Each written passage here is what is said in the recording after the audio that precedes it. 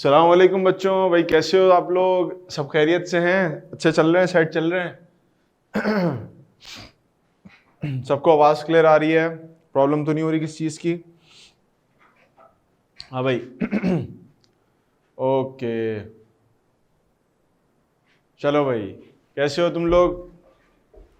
अच्छा जी, हम लोग लास्ट क्लास में फ्रॉग के बारे में बात कर रहे थे, मल्टी सेलुलर और हमारे पास जो जो और मुख्तलिफ ऑर्गेनाइजेशंस थी, प्लांट्स की, एनिमल्स की, कि वो यूनिसेलुलर होते हैं या वो कॉलोनियल होते हैं या आपके पास मल्टी सेलुलर होते हैं, उसके बारे में हम लोग बात कर रहे थे। उसमें पीछे अगर मैं थोड़ा सा बैकग्राउंड आपके पास रिवाइज करूं तो हमने यहाँ पर 3 मेजर ग्रुप्स बना लिए थे। पहले ग्रुप के अंदर हम लोगों ने कुछ ऑर्गेनिजम्स की बात की थी कि जो कि सिंगल सेल से बनते हैं, उनकी तमाम बायोलॉजिकल एक्टिविटीज जो हैं वो सिंगल सेल ही कंट्रोल कर रहा होता है। Then we talked about colonial organisation, वो ऑर्गेनिजम्स के जो कि होते तो अपने सेल्फ सस्टेन्ड है, एक ही सेल जो है वो जिंदगी गुजार रहा होता है, लेकिन एक दूसरे को फैसिलिटेट करने के लिए आपके पास कभी कभार पूरे पूरे ग्रुप्स मौजूद होते हैं। तो वो कभी कभार काम डिवाइड कर लेते हैं कि एक ग्रुप ऑफ सेल्स जो है वो एक तरह काम करेगा, दूसरा दूसरे तरीके काम करेगा। Now we have like third type जो कि मल्टीसेलुलर ऑर्गेनाइजेशंस पर मुश्तमिल थी। तो मल्टीसेलुलर ऑर्गेनाइजेशंस वो हैं कि जो कि एक जैसे सेल्स एक काम कर रहे हैं और वो फिर मिलके पूरी एक बॉडी बना रहे होते हैं आपके पास। और फिर उसके बाद हमने मल्टीसेलुलर ऑर्गेनाइजेशंस के अंदर एग्जांपल देखी मस्टर्ड प्लांट की, जो कि सरसों आपके पास कहलाता है। और उसके बाद हमने कहा कि भाई इसके मल्टीपल सेल्स हैं जो मल्टीपल ऑर्गन्स बना रहे हैं और वो ऑर्गन्स पे डिफरेंट किस्म के काम कर रहे होते हैं। हम ये कहते हैं कि हमारे पास यहाँ पर जो है ना वो फ्लावर है, अब फ्लावर के अंदर कई सारे टाइप के जो है वो सेल्स मिलके एक पर्टिकुलर टिश्यू बनाते हैं and that particular tissue forms an organ, और फिर वो ऑर्गन का काम कुछ और होता है। यानी अगर हम इसकी पीछे बैकग्राउंड में बात करें फ्लावर की, तो फ्लावर के अंदर कई सारी चीजें हैं। इसके अंदर आपके रिप्रोडक्टिव स्ट्रक्चर्स हैं, ये हैं मुख्तलिफ चीजें, हम आगे जाके भी इसको स्टडी करते जाएंगे। उसके बाद हमने फ्रॉग की बात की, ये भी आपके पास एक मल्टीसेलुलर ऑर्गेनिज्म है, बट ये स्पेसिफिकली आपके जो है वो किंगडम एनिमेलिया से बिलोंग करता है, इट इज एन एनिमल, ठीक हो। और उसके अंदर पे हमने उसके हैबिटेट्स वगैरह का जिक्र किया कि उसके हैबिट कैसा होता है। Let's talk about amoeba. Amoeba के बारे में कोई बच्चा जानता है अमीबा क्या होता है? कहां चले गए सारे बच्चे भाई? Do anyone know anything about amoeba? Amoeba के बारे में कोई कुछ जानता है कि अमीबा क्या चीज होती है? हाँ भाई बच्चों, सब बैक्टीरिया नहीं, बैक्टीरिया नहीं, बैक्टीरिया नहीं, बैक्टीरिया से मिलता जुलता, बट ये बैक्टीरिया क्लास में भी उसको नहीं रखते क्योंकि थोड़ी सी इसमें थोड़ी सी डिससिमिलैरिटीज हैं with the bacteria, but like it's a unicellular structure.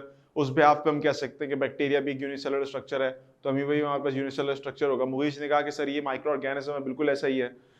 अभी आप लोगों ने सुना हुआ है वो नेग्लेरिया की बीमारी आई हुई है जो पूल्स में से लगती है, it's goes through your nasal cavity और ब्रेन को के पास चले आता है। वो नेग्लेरिया पूल से लगती है, पॉन्ड से लगती है। नाम सुना है किसी ने नेग्लेरिया का? ऐसा हो नहीं सकता कि नहीं सुना ना हो। उसका 97 to 98% डेथ रेट है। वो लाइक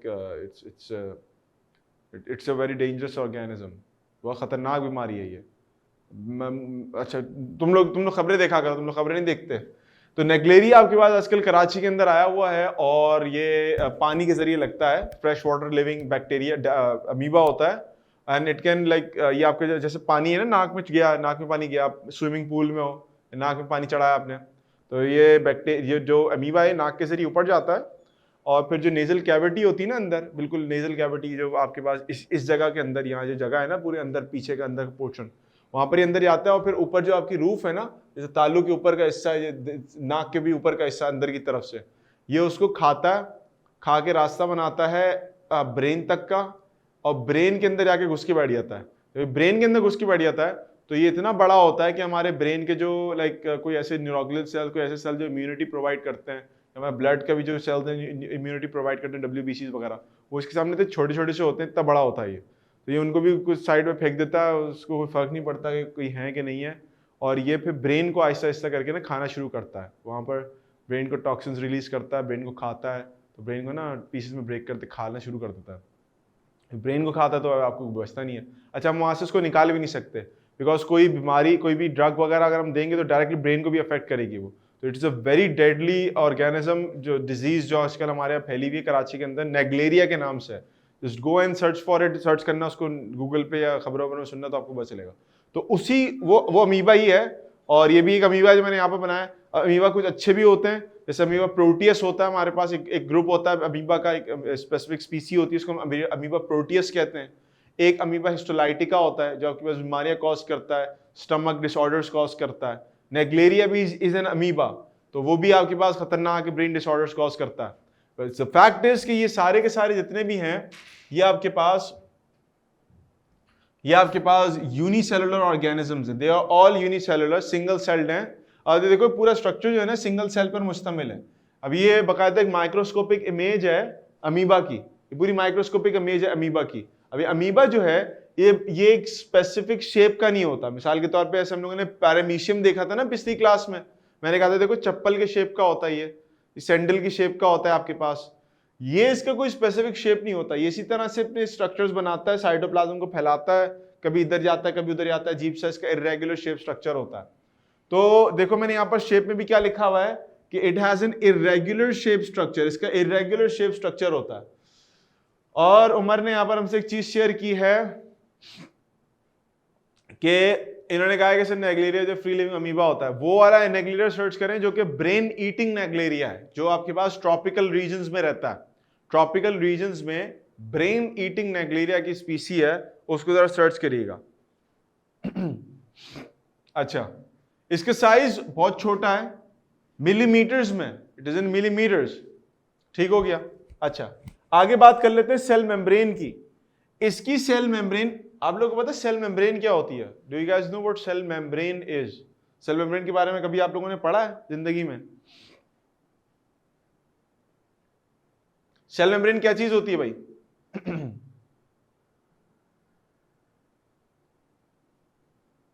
किसी को नहीं पता, किसी ने पढ़ा भी नहीं सेल मेम्ब्रेन के बारे में। ऐसा कैसे पॉसिबल है भाई? ऐसा तो पॉसिबल नहीं हो सकता। सर लेयर होती है, किसकी लेयर होती है भैया? किसकी लेयर होती है? उमर कह रहे हैं सर लेयर होती है। Layer around what, like what do call it? Sir cell की लेयर होती है, बिल्कुल एग्जैक्टली ऐसा ही है। हमारे पास ये जो लेयर होती है सेल की लेयर होती है, इसको हम सेल मेम्ब्रेन कहते हैं। और सेल मेम्ब्रेन का स्ट्रक्चर बताऊं कैसा होता है? देखो गौर से देखो, हम लोग आज सेल मेम्ब्रेन का स्ट्रक्चर भी देखो। नाउ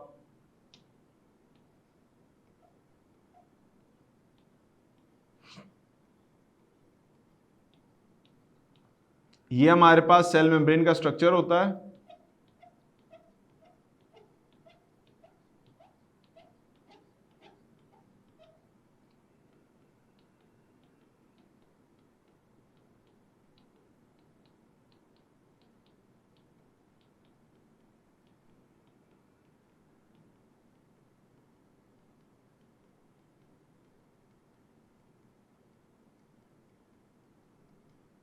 ये सेल मेम्ब्रेन ऐसी होती है हमारे पास ना।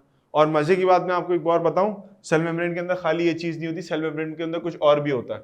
और वो कुछ और क्या होता है भाई? वो ये देखो, सेल मेम्ब्रेन में बड़े बड़े से प्रोटीन मॉलिक्यूल्स भी लगे हुए होते हैं। कभी कोने पे लगे हुए होते हैं, कभी बीच में लगे हुए होते हैं, कहीं कभी कभार आपके पास पूरे पूरे बड़े बड़े प्रोटीन के मॉलिक्यूल्स भी लगे होते हैं जगह जगह पे। तो yes, and it is a semi permeable membrane. ये कुछ चीजों को अपने अंदर से क्रॉस होने देती है, कुछ चीजों को क्रॉस नहीं होने देती।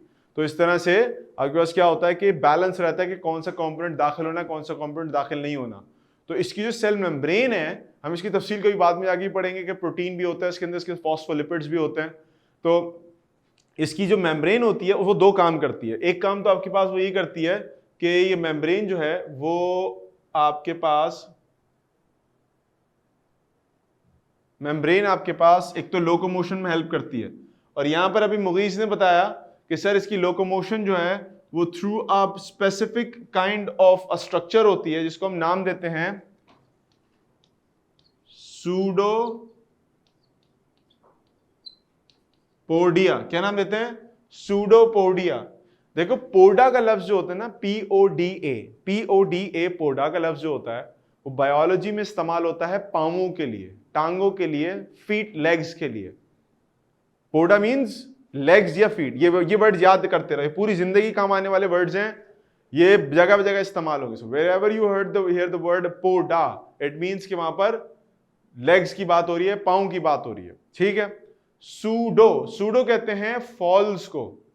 क्या कहते हैं? फॉल्स को। सूडो कहते हैं फॉल्स को। सूडोपोडिया का मतलब होता है जाली, 2 नंबर, झूठे पांव। इसके पास अपने लोकोमोटरी ऑर्गन तो ऐसा नहीं होते, लेकिन ये देख रहे हो जो एक्सटेंशंस निकल रही हैं, ये क्या है, इसको हम कहते हैं फॉल्स, बोलो भाई, false feet, also known as pseudopodia. तो ये आपके पास क्या है कि जो मेम्ब्रेन है ना, मेम्ब्रेन ही अपने अंदर से इसकी फॉर्मेशन होती है साइटोप्लाज्म के साथ मिलके, और आपके पास पूरा इस तरह से इसके पांव बन जाते हैं, इसकी तरह चीजों को ग्रैब करता है, चीजों को मूव करता है, और सारी सेल मेम्ब्रेन की वजह से हो रहा होता है। सेल मेम्ब्रेन के बारे में बहुत सारे बच्चे कमेंट कर रहे हैं, सर ये यानी मेम्ब्रेन है, ये लेयर है, बिल्कुल एग्जैक्टली ऐसा ही है जो कुछ आप बोल रहे हो, एग्जैक्टली 100% ऐसा ही है। ठीक हो गया, सेमी परमेबल मेम्ब्रेन। तो मेम्ब्रेन की जो फॉर्म है वो चेंज होती है, और चेंज इन फॉर्म की वजह से वो आपके पास मूव कर पाता है एक जगह से दूसरी जगह, इस तरह से ना यूं करके चल रहा होता है वो, उसको हम कहते हैं सूडोपोडिया। और साथ ही साथ चूंकि मेम्ब्रेन होती है तो उससे आपके पास प्रोटेक्शन का अमल भी वजूद में आता है, प्रोटेक्शन भी होती है। अब आप मुझे बताओ प्रोटेक्शन किसकी हो रही है? प्रोटेक्शन हो रही है साइटोप्लाज्म की। साइटोप्लाज्म जानते हो किसको कहते हैं बेटा? Cytoplasm, do you guys know what cytoplasm is? Cyto कहते हैं सेल को, प्लाज्म कहते हैं लिक्विड को। सेल के पूरे अंदर का जितना भी लिक्विड होता है उसको हम साइटोप्लाज्म कहते हैं। लुक एट दिस, ये जितना भी ब्लू स्टेन नजर आ रहा है आपको, ब्लू कलर जितना भी नजर आ रहा है, ये पूरा का पूरा ये साइटोप्लाज्म है, यानी सेल के अंदर का लिक्विड है। साइटोप्लाज्म सेल के अंदर का लिक्विड। साइटोप्लाज्म को कैसे प्रोटेक्ट कर रहा है सेल मेम्ब्रेन? जरा मुझे राय दो इसके बारे में, डिस्कशन करते हैं इसके ऊपर थोड़ी सी। How is cytoplasm is being protected by the cell membrane? Cell membrane कैसे प्रोटेक्ट कर रही है साइटोप्लाज्म को? How can you guys like teach me something about it? कैसे ही काम करती है, जरा मुझे बताओ इसके बारे में। बोलो भाई बोलो। हाँ देखो, समझो इस बात को, अगर हमारे पास एक डैम है, डैम देखा ना, डैम है, उसके अंदर पानी भरा हुआ है। अगर हम डैम की दीवारें खत्म कर देंगे तो पानी बह जाएगा, तो डैम रहेगा? तो आप बोलोगे दरिया है, नदी है, कोई डैम तो नहीं रहा ना वो। तो डैम होने के लिए क्या शर्त होना जरूरी है? अतराफ में बाउंड्री होना जरूरी है। बाउंड्री होगी तो हम कहेंगे डैम है। अब आपका घर है मिसाल के तौर पे, अब आपके घर के अतराफ में 4 दीवार ही नहीं है, तो खुले में बैठे हो, तो आप ये बोल सकते हो मेरा घर है? नहीं, ये तो घर तो नहीं है, ये बस एक ऐसी स्पॉट बना हुआ है जहां हम बैठे हुए। घर के लिए क्या चाहिए? दीवारें चाहिए। बिल्कुल इसी तरह के साइटोप्लाज्म के अतराफ में भी हमें क्या चाहिए? दीवारें चाहिए। दीवारें कौन देता है? सेल मेम्ब्रेन दीवारें देता है आपके पास। सेल मेम्ब्रेन अगर होगा या होगी सेल मेम्ब्रेन, तो उसके अंदर साइटोप्लाज्म प्रोटेक्टेड रहेगा, और एक आपको एरिया मिल जाएगा जिसमें आपके बैठ के काम करना होगा। क्या मेरे बच्चे मेरी बात समझ पा रहे हैं? तो cell membrane helps in locomotion through pseudopodia, false feet, as well as it's protecting the cytoplasm from exterior. जो भी कोई प्रॉब्लम बाहर से आएगी उससे साइटोप्लाज्म को प्रोटेक्ट कर रहा होता है। Now let's talk about the different portions of the cytoplasm. Cytoplasm के भी 2 हिस्से होते हैं अमीबा के अंदर। एक आपके पास बाहर वाला एक्टोप्लाज्म होता है, एक्टोप्लाज्म। यस, प्राइमरी फंक्शन आपके पास प्लाज्मा मेम्ब्रेन का सेल को प्रोटेक्ट करना होता है from the surrounding. Exactly. Now let's talk about outer ectoplasm. Ectoplasm की बात करते हैं। तो एक्टोप्लाज्म जो है वो आपके पास थोड़ा सा जेली लाइक होता है, जेली लाइक। एक्टो कहते हैं बेटा बाहर को। आप लोग केमिस्ट्री पढ़ते होंगे ना, एक्टोथर्मिक या एक्सोथर्मिक रिएक्शन, तरह से एंडोथर्मिक रिएक्शन अंदर वाला, इसके अंदर हीट आ रही है, एक्सोथर्मिक बाहर हीट निकाल रहे हैं वो। बिल्कुल इसी तरह से तो वर्ड एक्टो और exo is used in the same context. Ecto का मतलब होता है बाहर, एक्सो का मतलब भी होता है बाहर। तो एक्टो या एक्सोप्लाज्म आपके थोड़े से जेली लाइक होता है। कैसा होता है? जेली जैसा होता है, गाढ़ा सा थोड़ा। Then we have inner cytoplasm, अंदर की तरफ साइटोप्लाज्म होता है थोड़ा सा। तो अंदर वाला साइटोप्लाज्म जो है, इसको हम एंडोप्लाज्म भी कहते हैं, वो सॉल्यूशन यानी सोल का वर्ड उसके लिए यूज करते हैं, वो होता है लिक्विड जैसा। कैसा होता है? लिक्विड जैसा। आप समझो बात को। हमारे पास फॉर एग्जांपल ये रहा साइटोप्लाज्म, सेल है ना, ये सेल के अंदर एक छोटा सा न्यूक्लियस ये रहा, ठीक हो गया। अब ये जो बाहर वाला पोर्शन है ना, मैं इस तरह से ड्रॉ कर रहा हूं आपके पास,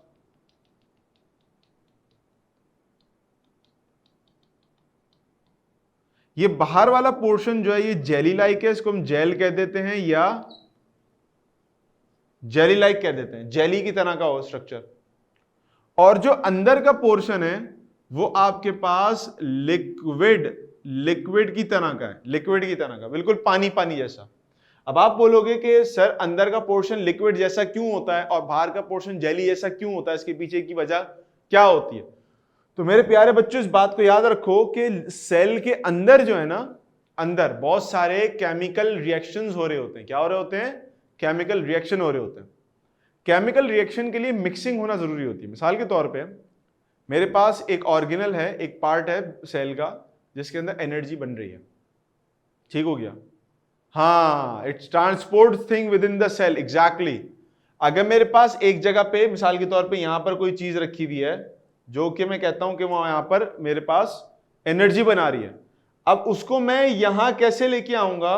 ओहो, यहां कैसे लेके आऊंगा?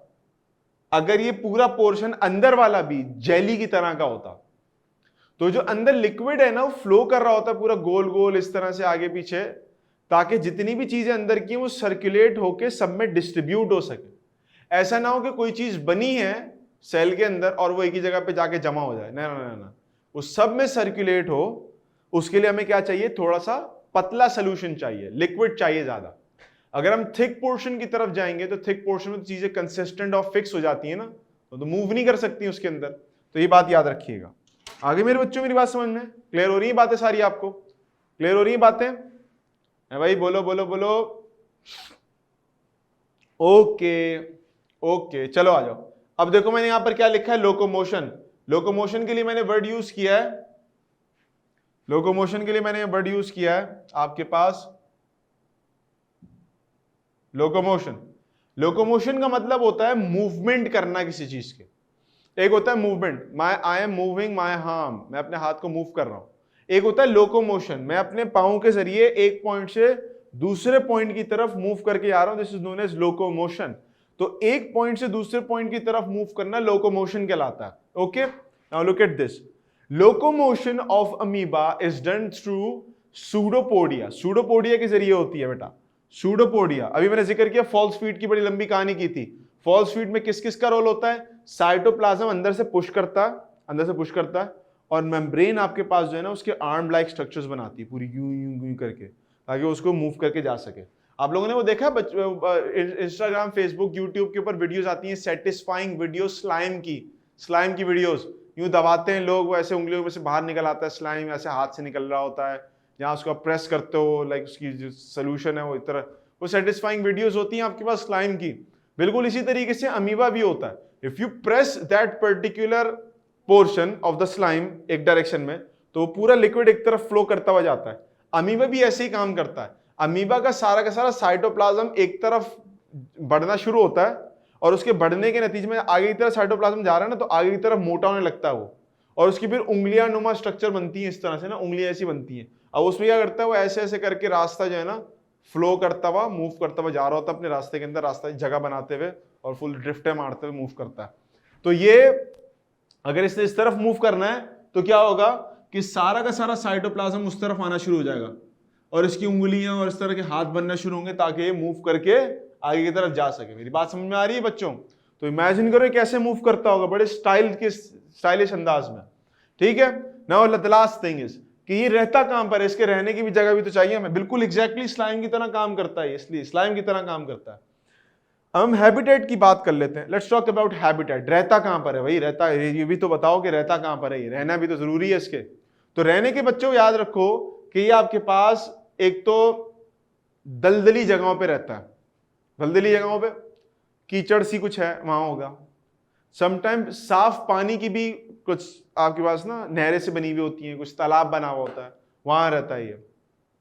तो पॉन्ड्स में, पूल्स में आपके पास साफ सुथरे पानी भी होते हैं, कुछ कुछ आपके पास जो है वो थोड़े से गंदे पानी भी होते हैं, लेकिन ओवरऑल दे लव वाटर। ठीक है सर, हमारे घर में होता है, बिल्कुल हो सकता है आपके घर में जो पानी आ रहा है ना साफ होके, यानी जो नलके से पानी आता है, टैप वाटर जो आ रहा है उसके अंदर से हो सकता है, उसके अंदर हो सकता है। उसको चेक करने का तरीकेकार ये होता है कि पानी को लो ग्लास लाइट के ऊपर, उसके ऊपर कवर स्लिप रखें पानी के ड्रॉप के ऊपर, और उसको माइक्रोस्कोप में रख के चेक करें कि वो नज़र आ रहा है कि नहीं आ रहा। अगर आपको कोई ऐसी चीज़ नज़र आ रही है जो इस तरह से रिजेंबल करती है, सर ये डेंजरस है। अगर नेग्लेरिया नहीं है और दूसरा वाला वो जो डायरिया कॉज करता है वो नहीं है, तो फिर डेंजरस नहीं है ये। तो आमतौर पे पानी में कभी कभार आ जाता है ये। Sir habitat is a natural home environment जहां प्लांट या ऑर्गेनिज्म रहता है, बिल्कुल ऐसा ही है, एग्जैक्टली ऐसा ही है, ठीक है। तो ये आमतौर पे पानी में ही रहता है, पानी से बाहर ये एग्जिस्ट नहीं करता, खत्म हो जाएगा क्योंकि सिंगल सेल है ना। लेट्स मूव फॉरवर्ड, आगे बात करते हैं। हमारे पास लास्ट चीज जो है वो वॉल्वॉक्स है। If you look at this, तो वॉल्वॉक्स तो बड़ी अजीब सी चीज है भाई। क्या है वॉल्वॉक्स?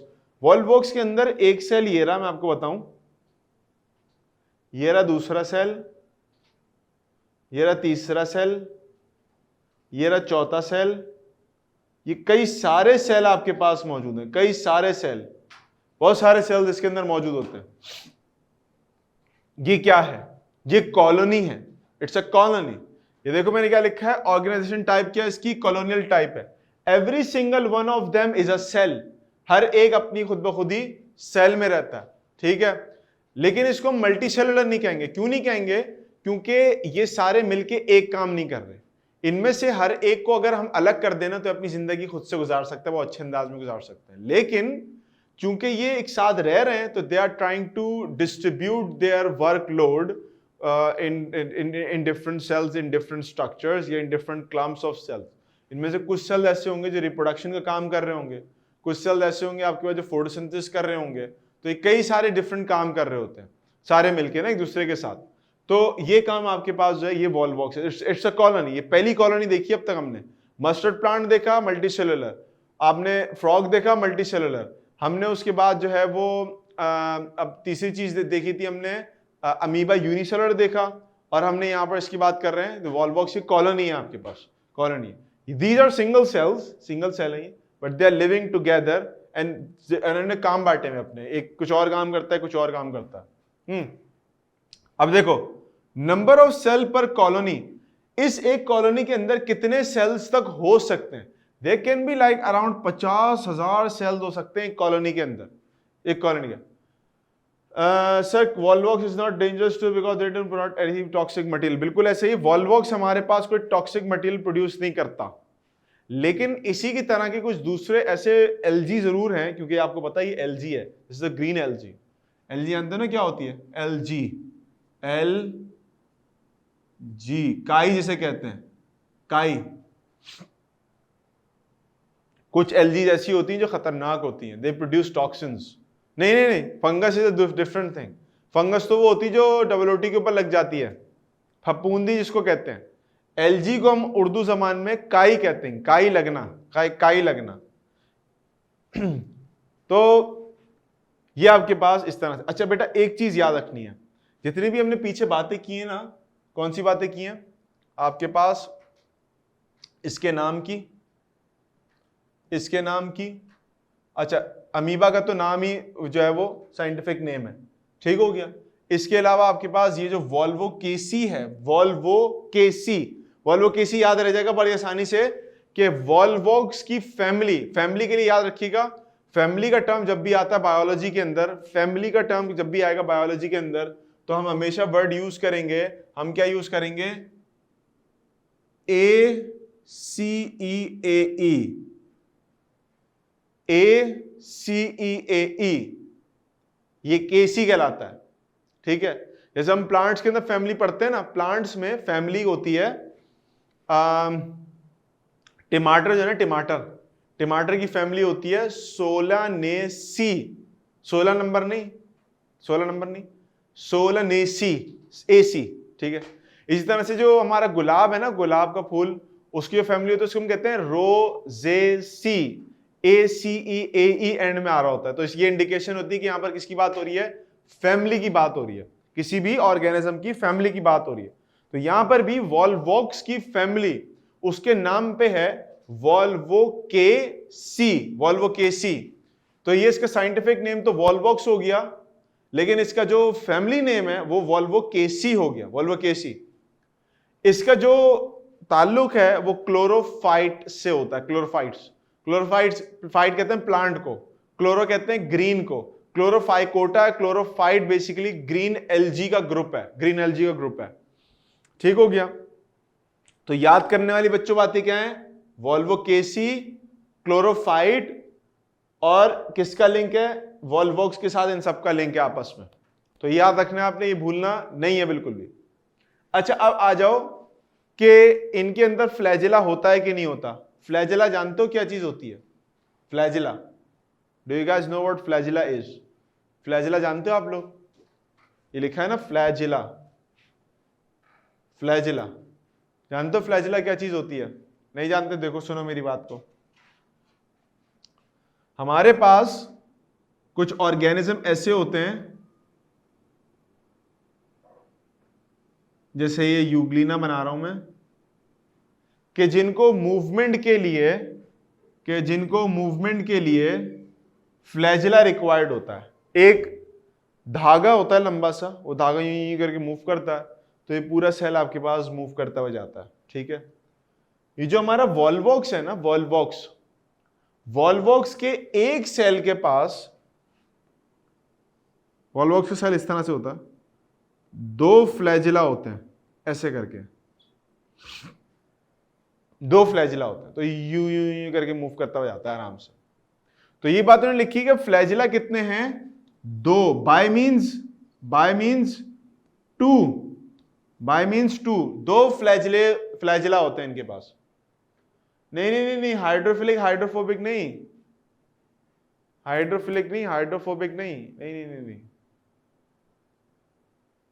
मैं दोबारा बताता हूं मैं क्या कह रहा था। मैंने कहा कि ये जो एक सिंगल सेल है ना, सिंगल सेल, इनके पास मूवमेंट के लिए, एक जगह से दूसरी जगह जाने के लिए, इनके पास एक धागा होता है, धागा आमतौर पे जानवरों के पास, सिंगल सेल ऑर्गेनिजम्स के पास। हमारा जो वॉल्वॉक्स का एक सेल है, उसके बाद 2 धागे होते हैं, जस्ट लाइक फातिमा ने नाम लिया यहां पर कैलामाइडोमोनास की तरह। कैलामाइडोमोनास के 2 होते हैं, यूग्लिना के पास 1 होता है, वॉल्वॉक्स के पास भी इसी तरीके से 2 धागे होते हैं, इसी तरीके से 2 धागे होते हैं वॉल्वॉक्स के पास भी। समझो मेरी बात कि नहीं समझे बेटा? समझो कि नहीं समझे? हेलो प्यारे बच्चों, मेरी बात समझो कि नहीं समझे? है भाई? क्लियर हुई बात? क्लियर है, क्लियर नहीं है? क्लियर है, चलो गुड हो गया, वेरी गुड हो गया। अच्छा भाई, अब जरा बात कर लेते हैं आगे की। अब देखो हमारे पास यहां पर जो हैबिटेट है, जहां पर ये रहता है, सर ये यस सर, हर सेल के पास 2 होते हैं, इसलिए हमने यहां लिखा बायफ्लैजिला। अब बात कर लेते हैं फ्रेश वाटर की। जो फ्रेश वाटर हैबिटेट है,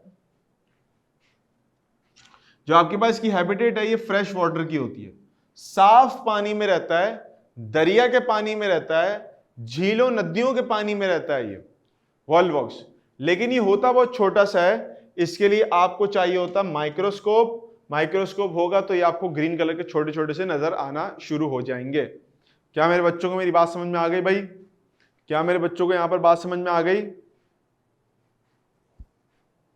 ओके। अब जरा बात कर लेते हैं एमसीक्यूज की, फिल इन द ब्लैंक्स की, जो हमारे पास बुक्स में मौजूद होती हैं। पहले उसकी बात कर लेते हैं। भाई सब रेडी हो गए? बात कर लें जरा इसकी। चलो भाई, अब सबसे पहला सवाल है, a localised group of organisms that belong to the same species is called dash. अगर किसी ऑर्गेनिजम्स जो कि एक स्पीसीज से बिलोंग करते हैं, एक जगह पे उनको लोकलाइज कर दिया जाए, जमा कर दिया जाए, तो ये क्या कहलाता है? तो ये आपके पास पॉपुलेशन कहलाता है। आपके पास क्या कहलाता है बेटा? ये आपके पास पॉपुलेशन कहलाता है। किसी को इस बात में कोई मसला, कोई शक, कोई परेशानी? पॉपुलेशन कहलाता है। बायोस्फीयर क्या है? Combination of ecosystems. बायोस्फीयर क्या है? Combination of ecosystems. Ecosystem itself क्या है? Combination of different communities. C क्या होगा सर? सी क्या होगा? देखो क्या लिखा हुआ है, क्या लिखा हुआ है? Localised groups of organisms that belong to the same क्या? स्पीसीज। सेम स्पीसीज के organism population, same populations community, different populations community, different communities along with abiotic factors is ecosystem, और मुख्तलिफ इकोसिस्टम्स मिलकर हमारे पास क्या बनाते हैं? बायोस्फीयर। बायोस्फीयर। हाँ भाई, क्लियर है बच्चों? क्लियर हो गई बात? आगे चलते हैं। Increase quantity and quality of fish production. आपके पास फिश की प्रोडक्शन को, हाँ क्या हुआ, क्या हुआ? हमजा बेटा बोलो बोलो बोलो, हमजा बेटा बोलो, क्या हुआ? क्या वो परेशान हो गए? कोई प्रॉब्लम हो गई? समझ नहीं आया? चलो एक काम करते हैं, I will take you back to the slide. मैं दोबारा आप लोगों को स्लाइड की तरफ लेके चलता हूं। हमारे पास, okay, so we have like this, let's talk about it. हमारे पास ये चीज है, ये देखो हमारे पास एक सिंगल स्पीसी है लायन की, बहुत सारे लाइन्स मिल गए, बहुत सारे लाइन्स मिल गए सेम स्पीसीज के, दे फॉर्म्ड व्हाट? A population. इन्होंने पॉपुलेशन बना लिया आपके पास, ऐसे ही है ना बेटा? दे फॉर्म्ड द पॉपुलेशन। आगे चलते हैं, अगर हम लोग, अब क्या है, ये एक पॉपुलेशन हो गई लायंस की, ये एक पॉपुलेशन हो गई जीब्रास की, एक पॉपुलेशन दूसरी पॉपुलेशन क्या बनाती है? कम्युनिटी। आगे चलो, हमारे पास एक पॉपुलेशन लायंस की, पॉपुलेशन जीब्रास की, उसके साथ कुछ एबायोटिक फैक्टर्स, विंड, बारिश, समंदर, ये सारी चीजें ये बनाती है इकोसिस्टम।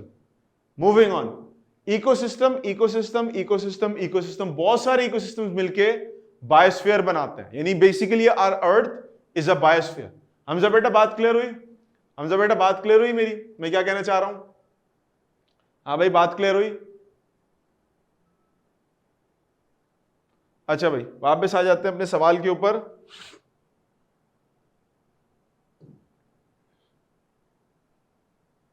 हाँ, क्लियर हो गया ना बेटा?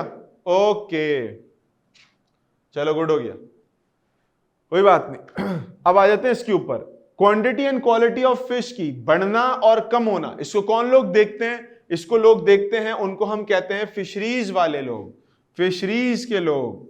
हाँ भाई, कराची की फिशरी कौन कौन गया अब तक? कराची की फिशरी कौन कौन लोग गए? बेटा हमारे लेक्चर्स फेसबुक के ऊपर सारे मौजूद हैं, वहां से सर्च कर लो, ओपन एक्सेस पे मौजूद हैं सारे। कराची की फिशरी जो जो लोग गए होंगे उन लोगों को आइडिया होगा कि वहां पर किस किस किस्म की मछलियां नए नए स्टाइल की आ रही होती हैं खाने पीने के लिए, है ना भाई? बड़ी अच्छी जगह है वो, इंजॉयमेंट का एक अच्छा, लाइक कराची वालों के पास एक पॉइंट है, जा सकते हैं वहां पर। सर फेसबुक पर ओनली 4 है, मैं एडमिनिस्ट्रेशन से बात कर लेता हूँ, अभी कोई ऐसा इशू नहीं, बात कर लेते हैं। ओहो, ये तो बड़ा बेहतरीन काम हो गया भाई, मिलना पड़ेगा हमजा आपसे, तो आपके भाई से मिलना पड़ेगा, ये तो बड़ा अच्छा काम हो गया। ओके, कोई बात नहीं बेटा। सो बेटा मैं आपका ये चैनल भी, कौन सा चैनल है? चैनल का नाम बताओ, चैनल का नाम बताओ, चैनल का नाम क्या भाई? बिलाल, अच्छा हाँ ये तो मैंने देखा है यूट्यूब। अच्छा वो आपके भाई हैं? ओहो, अच्छा ये मैंने देखा है यूट्यूब के ऊपर चैनल। चलो भाई, ये तो अच्छी चीज हो गई। अब आ जाते हैं वापस अपने एमसीक्यूज के ऊपर। एमसीक्यू पे हमारे पास सवाल ये है, study of remote past organic life. Remote past organic life with the help of fossils, fossils की मदद से अगर देखा जाए तो इसको हम क्या कहते हैं? इसको हम कहते हैं पेलियंटोलॉजी। पेलियंटोलॉजी। अच्छा मुझे एक बात बताओ, सारे बच्चों ने ऑप्शन बी क्यों नहीं बोला? डी क्यों बोला? डी क्यों बोला? D histology is not history. Histology किसको कहते हैं? ऑप्शन डी को कोई एक्सप्लेन करेगा? हिस्टोलॉजी किसको कहते हैं? हिस्टोलॉजी किसको कहते हैं? Histology, tissues, yes. Cytology is the study of cell, physiology study of organ functions, and histology is the study of tissues. Tissues की स्टडी को हिस्टोलॉजी कह रहे होते हैं। वेरी गुड बेटा, very good.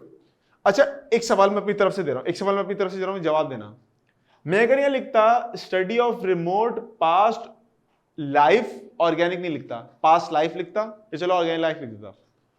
With the help of structures not fossils, with the help of structures not fossils, answer क्या होता? Study of remote past organic life with the help of structures not fossils, क्या answer होता? ओहो बच्चे फंस गए भाई, क्या हो गया ये? मेरी ये क्या होता है, मेरियोलॉजी क्या होता है भाई? स्ट्रक्चर से मुराद जो आर्टिफैक्ट्स हैं, जो इंसानों के इस्तेमाल की चीजें हैं, बिल्डिंग्स हैं, ठीक है, इसके बारे में अगर बात करेंगे तो आर्कियोलॉजी कहते हैं उसे, सिंपल अल्फाज में आर्कियोलॉजी। जो स्ट्रक्चर्स बरामद, पिरामिड इज अ स्ट्रक्चर, वो जो यानी आपके पास टेम्पल्स हैं, पुरानी बिल्डिंग्स हैं जो दरियाफ्त होती हैं, ये सारी आर्कियोलॉजी कहलाती है। तो अगर फॉसिल से स्टडी हो रही होगी पास्ट लाइफ की, दैट इज पैलियोंटोलॉजी, और अगर रिमोट ऑब्जेक्ट्स हैं, इंस्ट्रूमेंट्स हैं, हमारे पास बिल्डिंग्स हैं, ठीक है, कैथेड्रल्स हैं, टेम्पल्स हैं, इस तरह की चीज़ें, मॉस्क, पुरानी चीज़ें अगर दरियाफ्त हो रही हैं कहीं से और उसके बारे में ह्यूमन रिमेन्स, ह्यूमन हिस्ट्री समझी जा रही है, that is known as archaeology. Archaeology. वो मम्मी फिल्म देखी है सबने? वो मम्मी वाली फिल्म देखी जिसके अंदर मम्मियाँ जिंदा हो जाती हैं आपके पास? हाँ भाई, वो जो है वो आर्कियोलॉजिस्ट होते हैं, जो पिरामिड्स, इजिप्शियंस लाइफ, जो पूरी हिस्ट्री थी उसको स्टडी करते हैं, they are known as archaeologist. तो वो आर्कियोलॉजी, उसको हम पेलियोंटोलॉजी नहीं कहेंगे। वो जो पिरामिड में पढ़ा पेलियोंटोलॉजी, तो डायनासोर, इन तमाम चीजों के बारे में स्टडी होती है। चलो गुड हो गया बच्चों। Now move on. Laws and techniques of physics are applied to explain the living process of life. Physics and biology. This is known as biophysics. Biophysics. बहुत आसान है biophysics. Maths and physics. Maths and biology. Maths and biology. Maths और biology को अगर explain करेंगे, कौन सी science है? मैथ्स और biology. Option C is biostatics नहीं, maths and biology, not statistics and biology, maths and biology. Biometry, yes, option A correct answer होगा अगर मैथ्स और बायोलॉजी का रिलेशनशिप पूछा जा रहा होगा।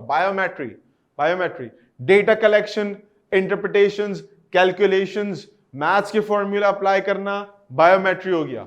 आगे चलते हैं। Moving on to the next question. Choose the incorrect statement. 6 elements such as carbon, hydrogen, oxygen, nitrogen, sulfur and phosphates are called basic elements of life. ठीक हो गया। हमने incorrect statement को choose करना है, बात याद रखिएगा। Foundation of life based on chemicals. Members of different species form populations. Part of earth where life exists is called biosphere. मेरे प्यारे बच्चों, इसका करेक्ट आंसर क्या होगा? आप लोगों ने सी क्यों चूज किया? Members of different species form population. Why did you choose C? मुझे तो बी लग रहा था भाई, मुझे तो बी लग रहा था। कोई बच्चा बोल रहा डी भी होना चाहिए। मुझे सबके रीजंस चाहिए, मुझे ऑप्शन नहीं चाहिए, मुझे रीजंस चाहिए। रीजंस भी तो दो भाई। हाँ भाई, कहां गए? Member of different species form, member of different species form community. Population कहां गया फिर? पॉपुलेशन क्या होता है? Sir because of member of same. Oh yes, आ रहे हैं भाई, करीब आ रहे हैं। Same population, yes exactly. पता है यहां लफ्ज क्या सही होना चाहिए था? मैं आपको बताऊं, मेंबर ऑफ डिफरेंट नहीं होना चाहिए था, यह होना चाहिए था member of same species form the population. Same species के मेंबर्स पॉपुलेशन फॉर्म कर रहे होते हैं। क्या बात करेक्ट हो गई? मेरी बात करेक्ट हो गई? समझ में आ गई? Very good. जिन जिन बच्चों ने एक्सप्लेनेशन दी है, मुगीज ने दी है, और आपके पास मुगीज ने दिया एक्सप्लेनेशन, और आपके पास सारे बच्चों ने दिया। नहीं, ठीक है। तो जिन जिन बच्चों ने एक्सप्लेनेशन दी है, वो नाम मम्मी मिस हो गए मुझसे, देख भी नहीं सका ऊपर नीचे, तो बेहतरीन एक्सप्लेनेशन दी है कि सेम स्पीसी के मेंबर्स पॉपुलेशन फॉर्म करते हैं, डिफरेंट स्पीसी के नहीं करते। तो इसका मतलब है कि ऑप्शन सी आपके पास करेक्ट आंसर, बोलो भाई, होना चाहिए था। करेक्ट आंसर ऑप्शन सी होना चाहिए था। अच्छा, अब जो बच्चे बोल लेते हैं ऑप्शन डी मिसाल के तौर पे, तो ऑप्शन डी का मसला ये है कि बायोस्फीयर का मतलब ही क्या होता है? बायो का मतलब क्या होता है? लाइफ। बायो का मतलब क्या होता है? लाइफ। ठीक है, बायो का मतलब होता है लाइफ। ठीक है, और कह भी ये रहे हैं कि अर्थ का वो पार्ट जो कि आपके पास जहां पर लाइफ एग्जिस्ट करती है उसको बायोस्फीयर कहते हैं, उसी को तो बायोस्फीयर कहेंगे। जहां लाइफ एग्जिस्ट ही नहीं करती, मिसाल के तौर पे जहां टाइटैनिक डूबी हुई आपके पास, मारियाना ट्रेंचेस हैं पैसिफिक ओशन के अंदर, ठीक है, तो वहां तो लाइफ एग्जिस्ट नहीं कर रही लेट सपोज, तो वो जगह आपके पास बायोस्फीयर क्यों कहलाएगी? क्योंकि वहां पर पॉपुलेशंस नहीं बनेंगी, वहां पर कम्युनिटी इकोसिस्टम नहीं बनेगा, those regions would not be considered as a part of biosphere, तो इसलिए ये नहीं हो सकता, ठीक है।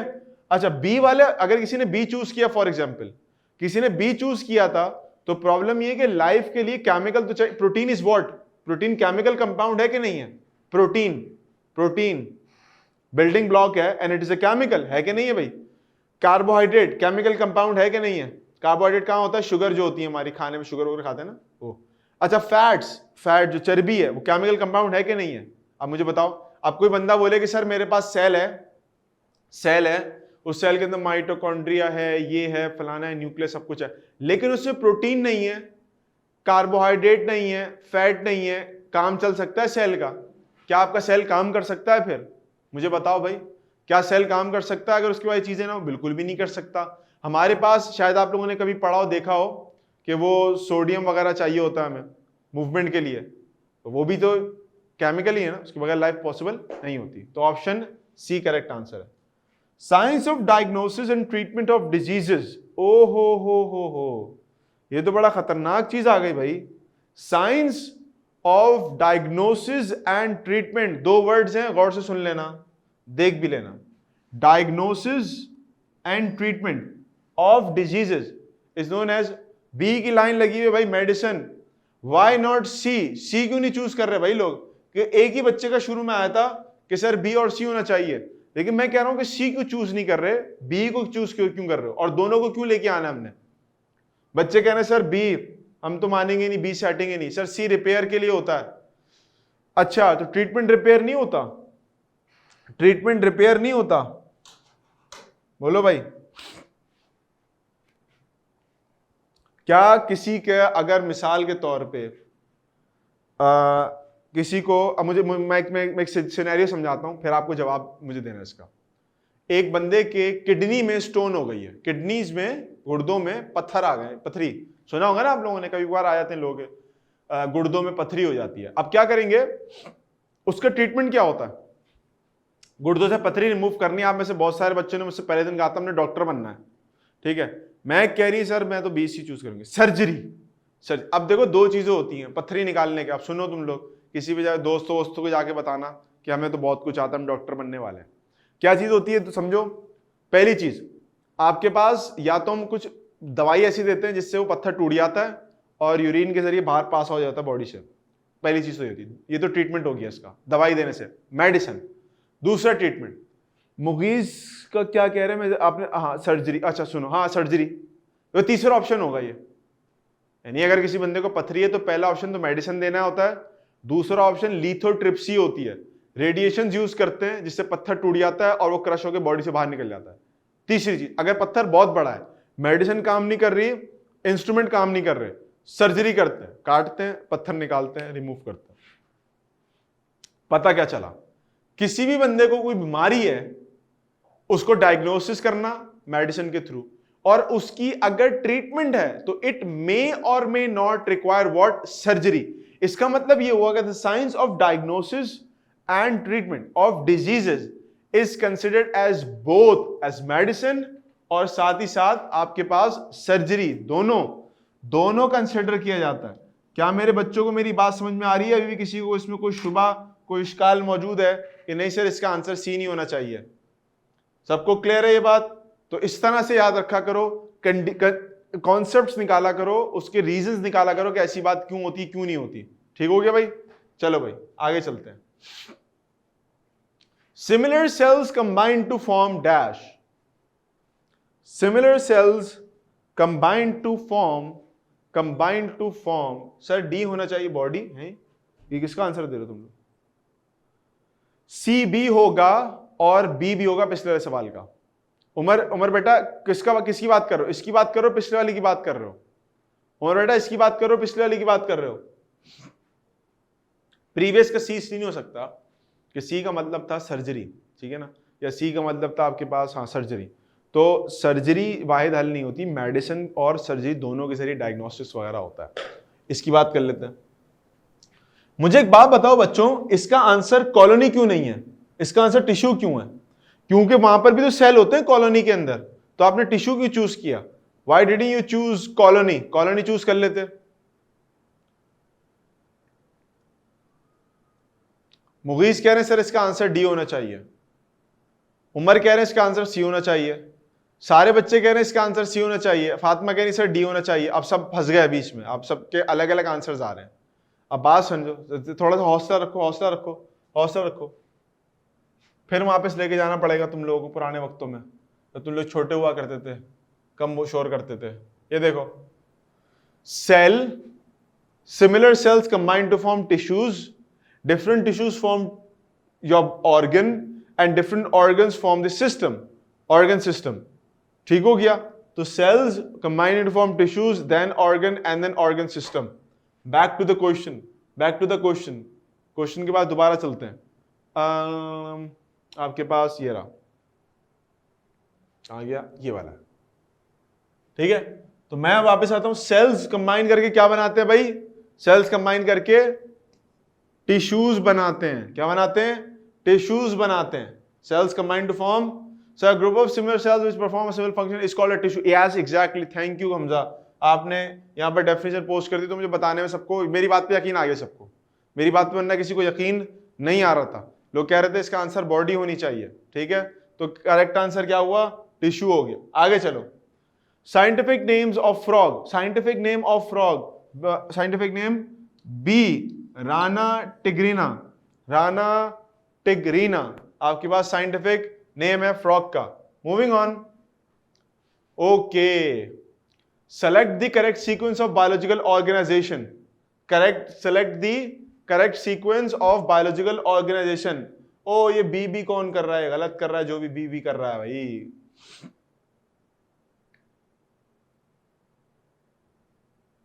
सोचो बच्चों, सोचो सोचो, बहुत लिमिटेड टाइम है। ए सी, सी ए नहीं, ए नहीं होगा, ए नहीं होगा, डी भी नहीं होगा, सी होगा। फातिमा कह रही सी होगा, बिल्कुल सी होगा। एटम जोड़ के मॉलिक्यूल बनाते हैं, कार्बन एटम या हाइड्रोजन एटम मिलके वाटर का मॉलिक्यूल बनाएंगे, उससे सेल बनेगा, सेल से टिश्यू बनेगा, टिश्यू से ऑर्गन बनेगा। Option C is the correct answer. अभी बताया था मैंने, याद आया कि नहीं आया? पीछे वाले डायग्राम भी दिखाई थी, उसके अंदर भी हमने atom, molecule, then cell and सारी चीजें बनाई थी। Option C is the correct answer. Volvox पे आ जाओ भाई। Volvox is a polyphyletic genus of dash. Polyphyletic कहते हैं, अब वर्ड सुन लो, वर्ड सुन लो, वर्ड सुन लो। फाइलोजेनी, फाइलोजेनी कहते हैं जहां से इवॉल्व हुआ है, जिसके साथ उसके खानदानी मरासिम हैं, ठीक है, जिससे उसका शिजरा नसब जुड़ता है, उसको क्या कहते हैं? उसको फाइलोजेनी कहते हैं, फाइलोजेनी कहते हैं।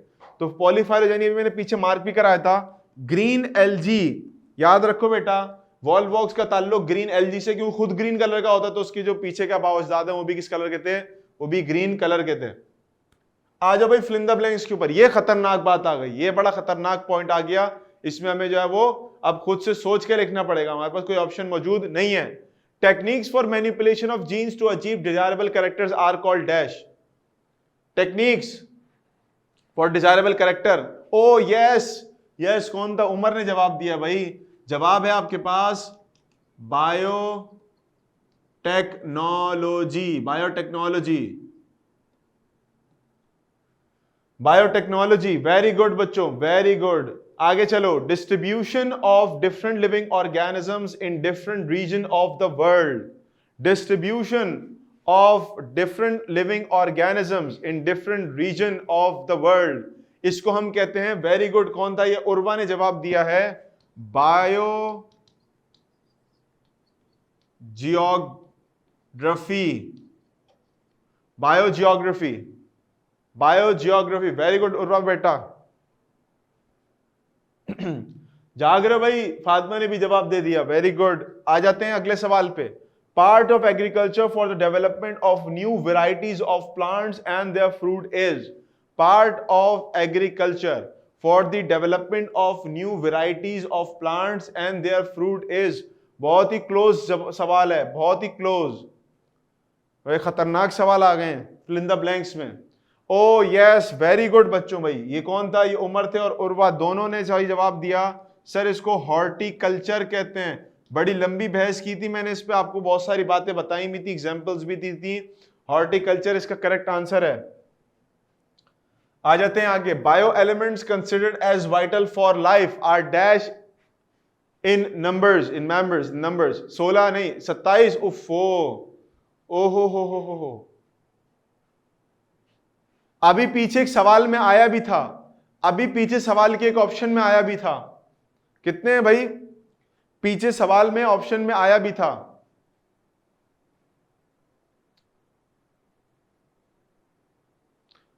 वापस सवाल दिखाता हूं मैं तुम लोगों को। ये देखो, ये लिखा हुआ carbon, hydrogen, oxygen, nitrogen, sulphur, phosphate. कितने हो गए भाई? कितने हो गए? 6 हो गए। ये 6 वाइटल आपके पास एलिमेंट्स हैं जिनके बगैर आपका काम नहीं चल सकता। 6 vital elements of the human body, किसी भी बायोलॉजिकल सेल के 6 आपके पास वाइटल एलिमेंट्स होते हैं जिसके बगैर सेल का जिंदगी नहीं चल सकती। Moving on to the next one. Members of different species living in specific habitat are known as. Members of different species living in specific habitat.